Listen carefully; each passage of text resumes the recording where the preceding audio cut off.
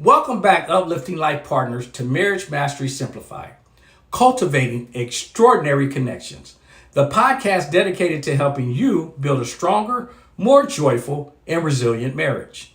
I'm your host, Ron Simplified Myers. Let's ignite possibilities together. Well, this is our Self-Love Wednesday episode, and today we're diving into something that's a topic that's incredibly close to my heart. Owning your story, accepting all parts of your journey, both the triumphs and the challenges.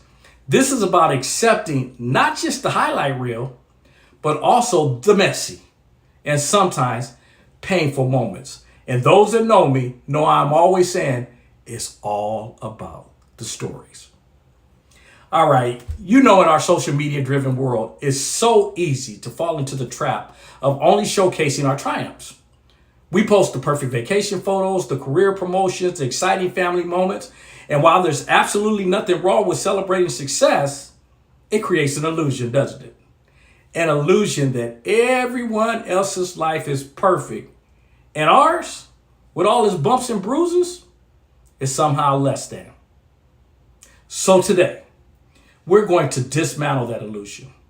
We're going to talk about the power, the freedom, and the self-love that comes from truly owning your entire story. The good, the bad, and sometimes ugly. So why is this so important? Why does owning your story matter? Why bother digging into the less comfortable parts of our past? Well, first, authenticity is your superpower. When you deny parts of your story, you're essentially denying parts of yourself. And this can manifest as anxiety, self-doubt, or a constant feeling that you're not truly seen or understood. When you embrace your whole story, you step into your full authentic power. People connect with realness, not perfection. Second, growth happens in the struggle. Think about it. When have you learned the most about yourself? Was it during an easy breezy period of time, or during a time of significant challenge? It's usually the latter, right? See, our struggles are often our greatest teachers. They forge resilience, deepen our empathy, and reveal strengths we never knew we had. By rejecting these moments, we reject the very lessons that shaped us. As Tony Robbins says, when people succeed, they tend to party. But when they fail, they tend to ponder. These pondering moments is when we have to go deep inside and we start searching for answers. And this searching is why we usually gain more insights and potential lessons if we take them. Third, it fosters self-compassion. We are often our own harshest critics. We beat ourselves up over mistakes, regret past choices, and wish we could erase certain experiences. But what if we could look at those moments with kindness and understanding? What if we could recognize that at the time we were doing the best we could with what we knew? Owning your story is about extending grace to your past self. So let's break down the components of what we mean by your story. It's not just a collection of events. It's a bunch of different things. Your triumphs. These are your successes, your proud moments, the times you overcame obstacles and achieved something significant. Celebrate these. Acknowledge your hard work and your victories, your challenges and failures. These are the setbacks, the mistakes, the time you stumbled or things didn't go as planned. These are often the most difficult to accept, but they are crucial. Now, while I'm on this topic about the challenges and failures, I want to share a thought that I've shared with many, and I want you to think about it for a second. What if you could obtain everything in your life that you desire at the snap of a finger? You want a home, boom, it's there. You want a car, boom, it's there. You want a new partner, boom, they're there. If you think about it, you would never be satisfied. Nothing would have any value. Why? Because you didn't earn it. If we are honest with ourselves, the feeling of earning and paying for your own car is a more satisfying feeling than someone giving it to you. I know. There's many that are saying, well, I still prefer to be given. You only believe that because you don't believe that you can obtain it on your own. And if you don't believe what I'm saying to be true, talk to people that have all the external things that the world says will make you happy. And you'll be surprised that most of them are unhappy. I didn't say a few, I said most. The journey to achieving is what the human experience is all about. So let's continue with the breakdown of the components of your story. We mentioned the triumphs, the challenges, and failures. Now let's include your relationships. The people who have shaped your life, your family, your friends, your mentors, your partners, both the positive and the challenging dynamics have contributed to who you are. Your identity, your beliefs, your values, your personality traits, both the ones you love and the ones you'd like to improve. Your emotions, the full spectrum, joy, sadness, anger, fear, excitement, grief. All of these experiences contribute to your human experience. Think about this. Without sadness, how would you know you're even happy? Now that we are aware of the components of your story, what are some practical steps to owning your story? How do we actually do this? How do we move from intellectual understanding to genuinely acceptance? Here are a few practical steps you can start taking today. Number one, acknowledge and name it. The first step is to simply acknowledge the parts of your story you might be resisting. This could be a past relationship, a career setback, a family dynamic, or even a personal struggle. Instead of pushing it away, name it. I had a challenging experience with X. Made a mistake in Y situation. See, this isn't about dwelling, it's about acknowledging reality. Number two, journaling as a tool, and we've talked about this before. If you need to, grab a pen and paper or open a document on your computer. Write freely about the moments you find difficult to accept. Don't censor yourself. Explore the emotions, the lessons learned, and how that experience shaped you. Sometimes just getting it out on paper can be incredibly cleansing. Number three, reframe the narrative. Once you've acknowledged a challenging event, try to reframe it. Instead of, I failed at X, can you say, I learned a valuable lesson about Y during X? Instead of, that relationship was a disaster, can you say, that relationship taught me what I truly need and deserve? This isn't about sugarcoating. It's about finding the growth within the pain. Now, I get this question all the time when someone says, I love him. And how do I get over him? The understanding that must take place is, and I have shared this statement with many, I don't have a problem with you loving him. My challenge is that you don't love you enough. That's a reframe. If you truly love you, you would never be with someone that doesn't value you, and making this new reality true for you will create a shift in how you feel about him. This change is what will allow you to shift and be able to move on from him. Now, I'm not saying forget and talk badly about him, but you have to realize there's a reason you're not with him, and settling is not in the cards. Another example, I had a young lady that told me, what if you know he's the one? I asked her, has he picked you? Her mouth dropped open because that reframe was an eye-opener for her.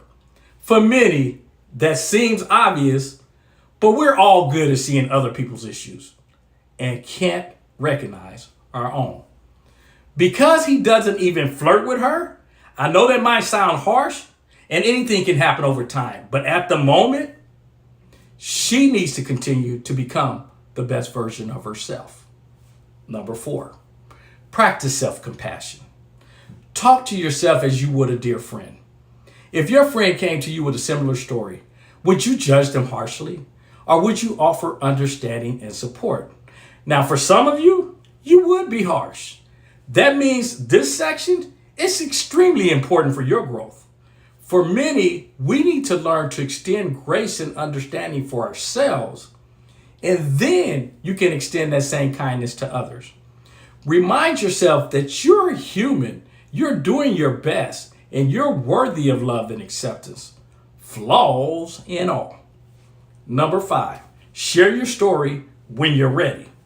This is a powerful step, but it's one to take when you feel ready and with people you trust. Sharing parts of your vulnerable story can be incredibly liberating and can create deeper connections with others. It also helps to normalize struggles and let others know they're not alone. Number 6, seek support if needed. If you're struggling with past traumas or deeply painful experiences, please consider seeking professional support from a therapist or counselor. They can provide a safe space and tools to help you process and integrate these parts of your story. There is no shame in seeking support. To all my uplifting men, this point needs to be repeated. There is no shame in getting support. If the guys around you try to discourage you because men don't seek help, we fight through it. I'm recommending very strongly that you get help and recognize those people are unhealthy and you need to evaluate that relationship. I do not want to hear another story about a man or woman taking their life because of that bad advice of not seeking help. This is not about pleasing others. This is about accepting strengths and weaknesses and knowing the difference and making decisions that benefit your growth and emotional stability.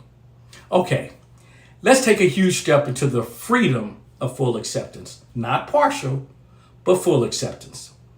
Imagine the weight lifted when you no longer have to pretend, when you no longer have to hide, when you no longer have to be ashamed of any part of who you are or where you've been.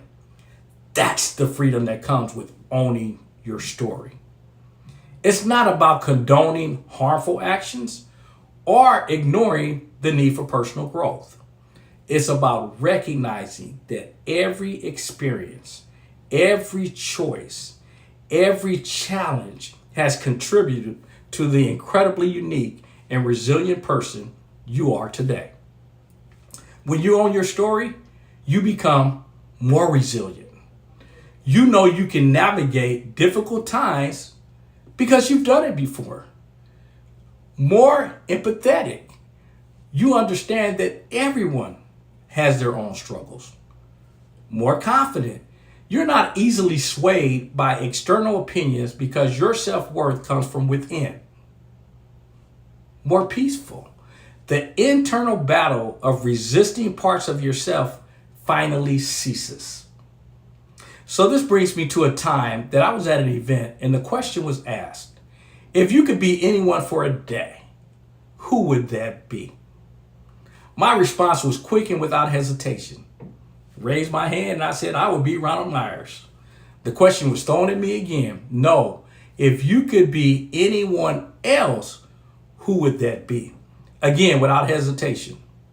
There's no person that has ever existed that I would want to be for 5 seconds, let alone a day. I love me too much, and I only want to run one person's race, and that is mine, the one I came here to run. Now, I share this story because too many people see other people's lives from the outside and think they got to where they are without any scarring. Well, everyone has to go through battles. We just have different paths. The key is to win your battles. And you can have the life that you see others have and without having to be them. You can get there by being the best you and not comparing. Your story is yours alone. No one else has walked your exact path. And every twist, every turn, every peak, every valley has shaped you into the incredible individual sitting here listening today. Embrace it all. Celebrate it all. Own it all. Now, I hope this episode has given you some valuable insights and actionable steps to begin or continue your journey of self acceptance. And I'd actually love to hear your thoughts on this particular episode. What part of your story are you learning to embrace? Share your reflections with me on social media using the hashtag Owning Your Story Podcast or visiting my website at simplifieduplifters.net. Remember, you are enough, exactly as you are, with your entire beautifully complex story. I want to thank you for joining me today on Marriage Mastery Simplified, cultivating extraordinary connections. We'll be back next week for another Self-Love Wednesday episode. And until then, keep building, keep loving, and keep mastering your marriage one intentional step at a time. For more exclusive training, deeper dives, behind the scenes content, our books, video series, and the Simplified Uplifters Apparel, which is our online clothing store, make sure you download the Simplified You app today. It's your one-stop shop for all our resources. Inside the Google Play or the Apple Store, it can be found again as Simplified You. The U stands for Uplifters. And again, is the letter U. Or you can use the website, simplifieduplifters.net, which is a duplication of the app. And again, that is simplifieduplifters.net. We would also appreciate you sharing this episode in the podcast itself with those that you know need to hear it. And I want to thank you again for joining me on this transformative Self-Love Wednesday. And until we reconnect, be kind to yourself, embrace your journey, and celebrate the incredible, authentic person you are. Most important, remember your power. You are extraordinary.